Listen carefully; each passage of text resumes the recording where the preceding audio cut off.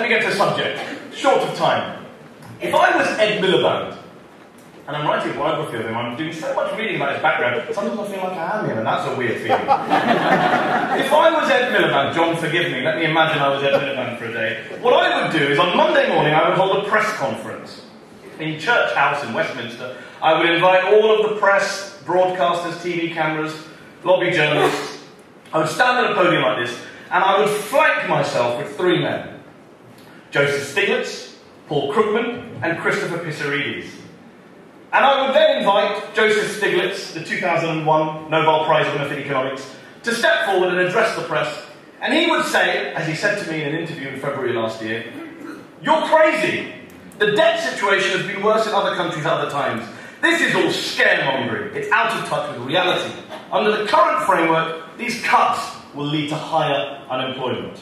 Then I would invite Paul Krugman, the 2008 Nobel Prize winner for economics, to step forward. And he would say, as he wrote in the New York Times last October, "The British government's plan is bold, but it boldly goes in the wrong direction." Why is the British government doing this? The real reason has a lot to do with ideology. As an excuse to downsize the welfare state. Never mind that British debt as a percentage of national income is actually lower than its historical average. Never mind that British interest rates stayed low, even as the nation's budget deficit soared.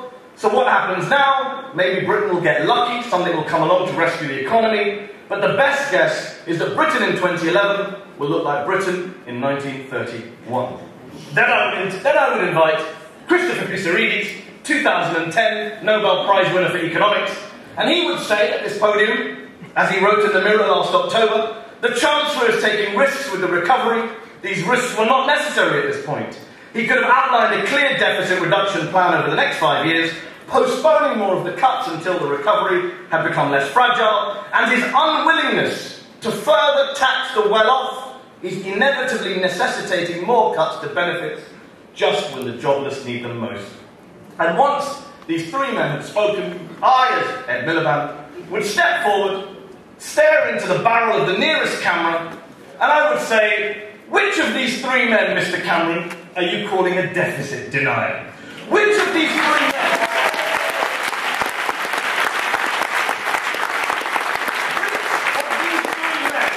Mr. Osborne, do you think you know more about economics than?"